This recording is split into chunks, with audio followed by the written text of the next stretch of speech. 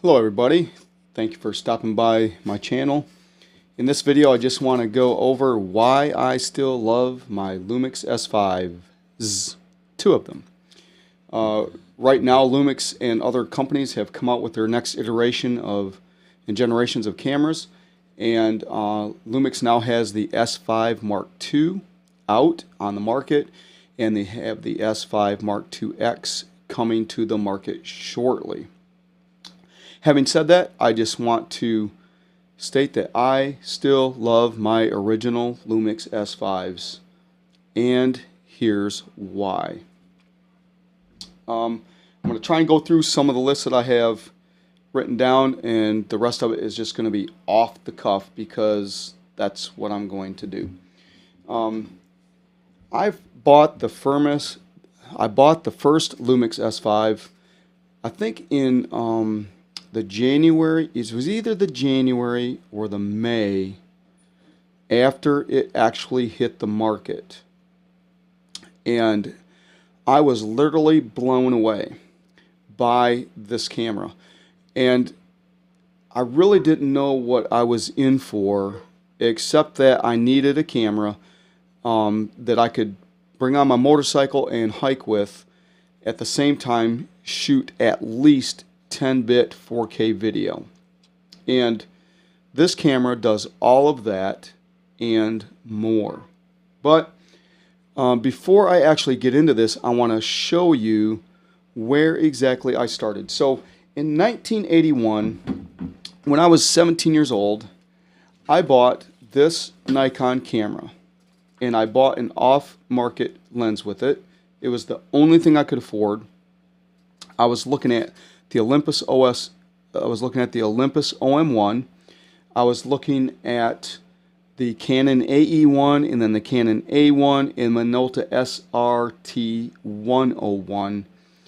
And I landed on this camera just because I wanted to be able to grow into the awesome Nikon glass that came with the camera. I still have this original camera to this day. It sticks a little bit in the shutter cocking mechanism. But the fact of the matter is, this camera has been around the world. It has some of the best glass of its day, which is why I'm showing this to you right now, even while I'm talking about the Lumix S5, because that's one of the aspects that I love about the Lumix S5. I used this glass on my Lumix S5, and I'll show you why. Anyways, of course, back in the day, there was no autofocus. In the camera, light metering was just coming in, and Canon was just developing electrically governed shutters, and their shutters were cloth, they were quiet, they were definitely ahead of their time. But the Nikon camera was solid. You could drop it, you could bang it up, and for photojournalism and things like that, these Nikon cameras were absolute tanks. I then bought two Nikon FE2s, and I traveled the world with those as well. I also trained, just for a background real quick, I also trained with speed graphics. I trained with 4x5 and 8x10 sheet film cameras, monorail and dual rail cameras. I also worked on out-of-the-wall monolithic cameras. I shot then for the United States Army on Canon F1s, and from there I bought Bronicas, and I bought myself a Hasselblad, and I've also shot on Mamiya RB67s, C330s, and the list goes on. So the most advanced camera that I had purchased before going into the Lumix S5 was about 12 years ago, just at the tail end of when Canon had their Canon 7Ds on the market. And to be frankly honest, that camera was, well, it is a mirrored DSLR with a sensor, and it was not exactly a camera that really impressed me. It took okay pictures. I've got photos that I've got taken from it, but it had its problems, and I was not necessarily impressed with that camera. So I kind of got rid of that, didn't use it a lot, and then I went back into photography and went back into video. And as I did, before I even bought the Lumix S5, I picked up this camera, and I'm going to tell you why. And this is the Panasonic AGUX 180. And I picked up this camera because I was getting back into video and I wanted to shoot documentary type videos. And I thought, well, I can shoot some stock videos, but mostly I want to shoot storylines and run and gun and documentary videos. Something I've always loved to do, even with still cameras, was shoot storylines and documentaries and do photojournalism. So in a short aspect, this camera has everything that a person would need for documentary shooting. It has obviously your manual shutter and gain and aperture controls. It's got built-in ND filters, but it's a camcorder. It doesn't shoot photographs, number one. Number two, this camera simply would not fit on my motorcycle when traveling by motorcycle. And number three, when I'm hiking in the mountains, this camera is a beast, and I'm not getting any younger. So I began to look at getting a hybrid mirrorless camera. And I looked at all the cameras.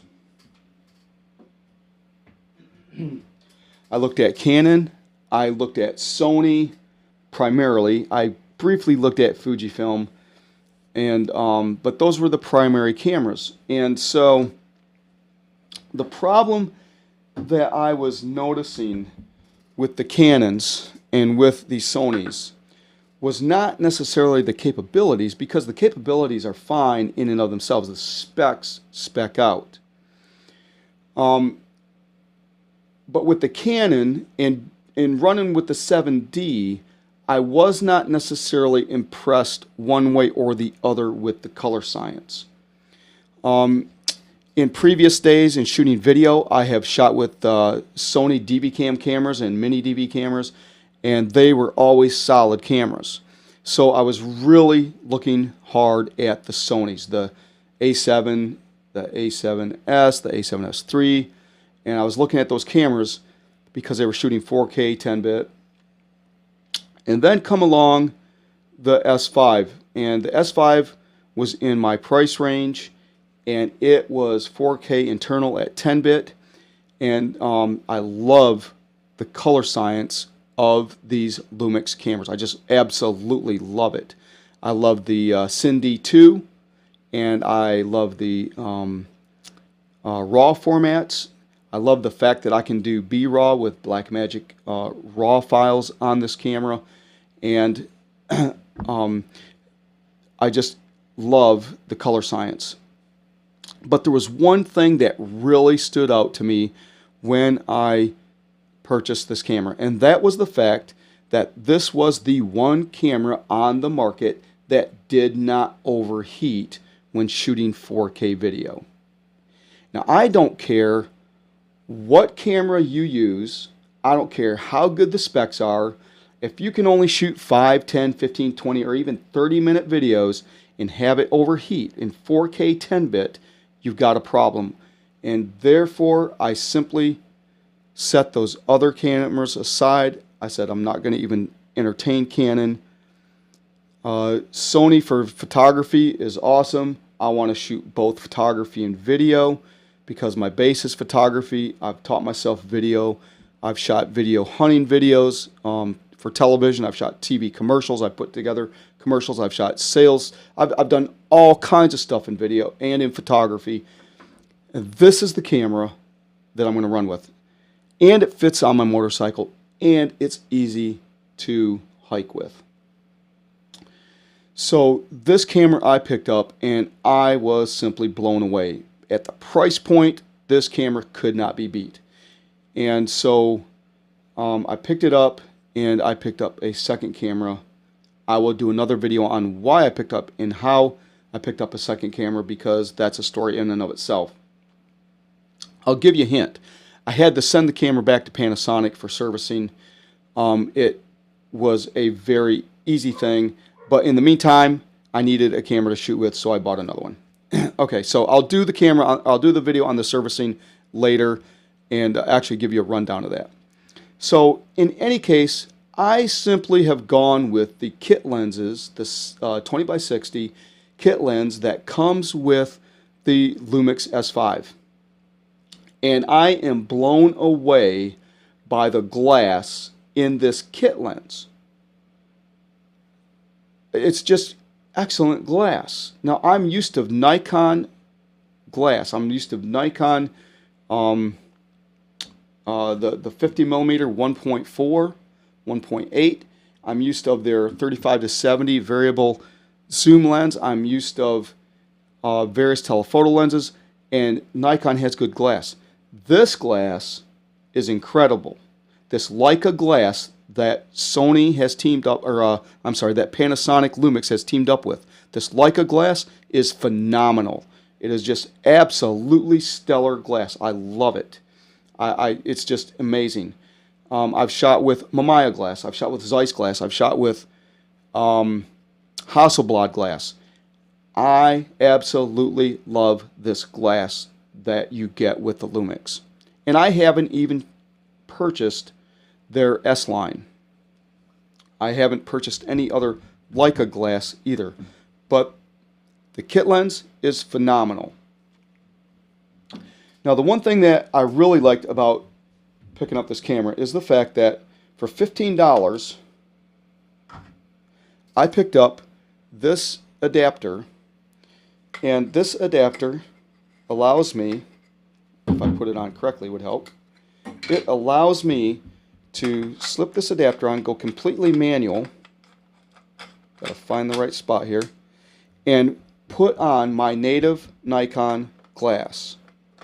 Now, generally speaking, I am not worried about low light situations even without this glass. Alright, now why aren't you going on?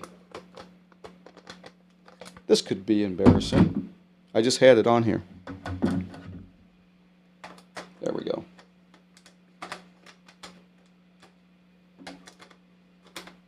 There we go. I'm going backwards. So, I'm not necessarily concerned with low light shooting with this camera because the dynamic range is absolutely stellar. It's phenomenal. And so to go into low light shooting with the dual ISO is absolutely incredible. But if I want to maximize my low light lens capabilities, I just put on this native glass lens, and now I've got a 50mm at 1.4. And I'm used to shooting manual focus anyways, in manual exposure anyways, because I'm used to looking at the sky and knowing what ISO I'm shooting, and knowing that at a certain ISO my shutter and my aperture is going to be this based on what I can see in the surrounding areas. That's how I'm used to shooting. And then you add the waveform monitor and the vector scope and all that stuff, you just nail it. So I shoot manual focus and I shoot manual exposure. And now with Nikon glass on it, I've got a 1.4 low light capability rig. I just love it. And furthermore, I can then go ahead, take this lens off, and in more low light situations put on this Vividar Series 1 lens, the 70-210 that I had from my Nikon back from the 80s, and there it is. I'm ready to shoot with a 70-210.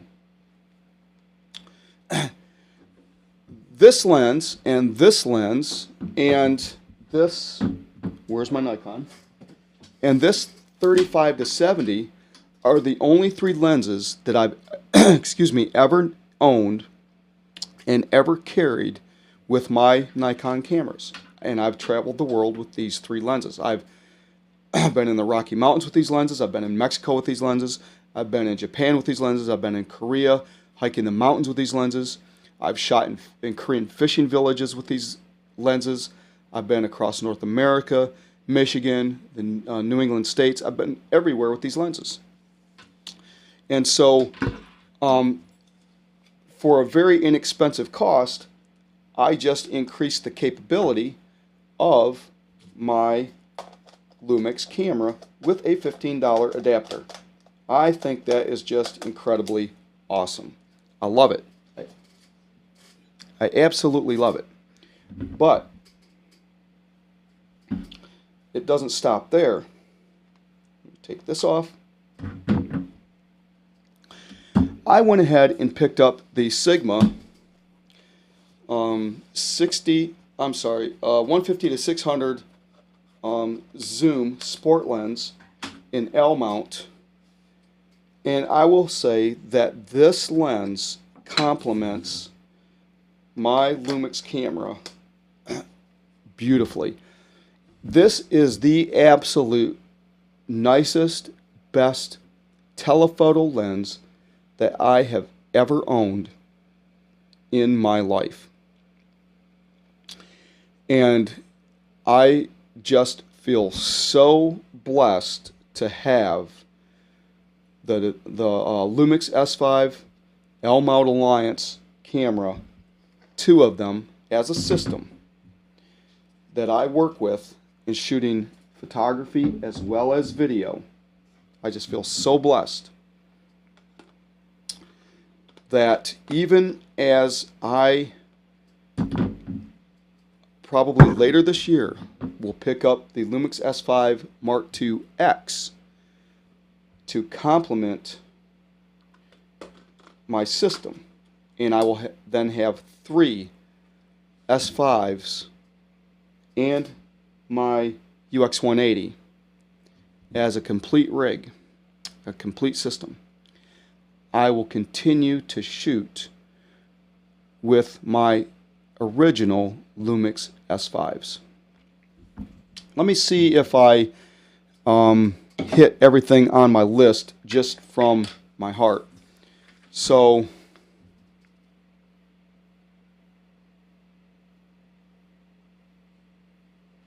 I think that covers it.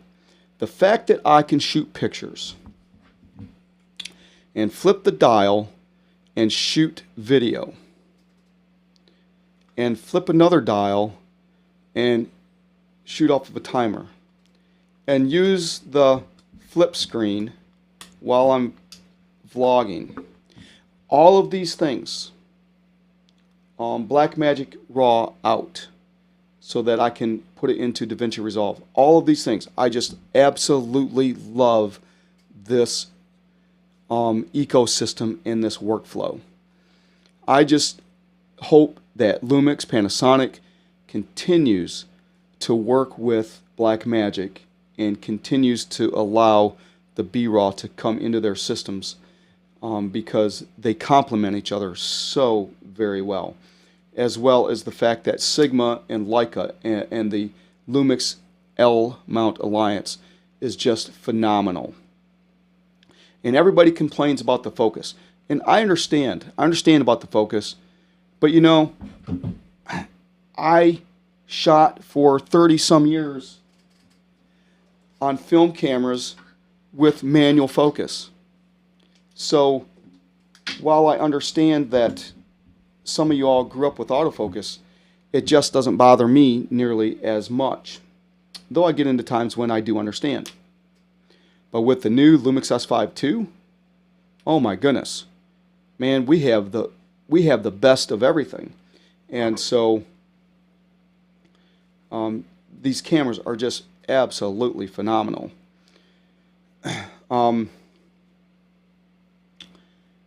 There is so much here in the fact that even on this Lumix S5 original, I have not begun to maximize the capabilities on this camera, let alone jump into the S5 Mark II X. It just tells you how much work and how much engineering that they have put into this S lineup, the S1, the S1R, the S1H, and the S5, and now the S5 Mark II, and who knows what else is coming down the pipe.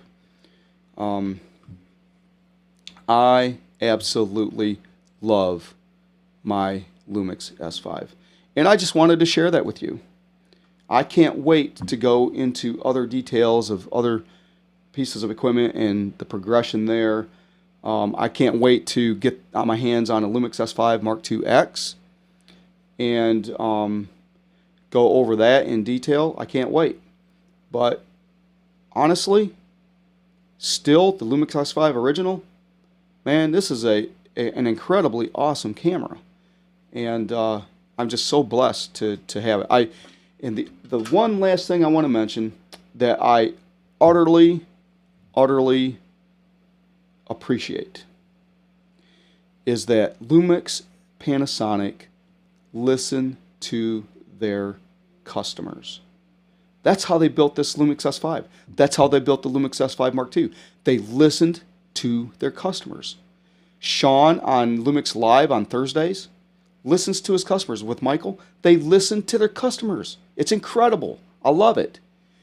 And that is worth its weight in gold when it comes to the bottom line of being a creator and a content creator and having the best tools possible to use. And people say that the tool doesn't matter.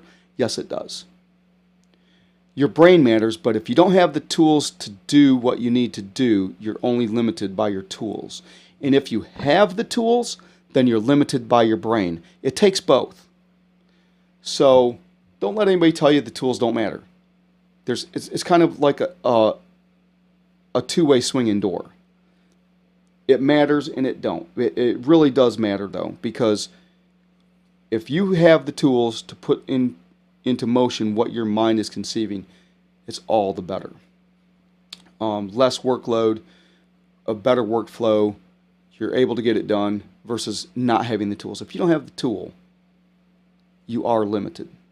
And boy, do I have the tools. And I am so thankful, so grateful that I've been blessed to be able to pick up the Lumix S5. Oh, and the other thing is, just the other reason why I picked up the Lumix S5 is so I maintain the same color science with my UX 180. So across the board, I can generally get into the ballpark with my color science. I'm not trying to match Canon. I'm not trying to match Sony. I'm not trying to match Lumix. I have a complete, well-rounded table of color science. And I had to throw that in there too. So with that, I appreciate you stopping by and that's not the slide I wanted to show you, and taking a look at my video on why I love the Lumix S5, the original. If you enjoyed this video, I just simply, like everybody else says, I ask that you would like and subscribe, click the notifications. There will be a lot more content coming out in the days ahead on business, video, photography, vlogging, documentaries, products, Bible studies. Did I say Bible studies? And just all kinds of various things that I'm working into. Like and subscribe, and by all means comment in the comments below if you have a comment. I would love to hear from you, and I will, in the most timely fashion that I can, interact with you. I drive a lot. Sometimes I drive 16 hours a day, and so it takes me time to get back with people. Sometimes I drive 16 hours a day back to back. That's another way that I make a living. Not in a truck, but with trucks. So with that, please respond, please comment, and I look forward to giving you another video and finding out what you have to say about anything I bring to the table. So with that, thank you, and I will see you on the next video.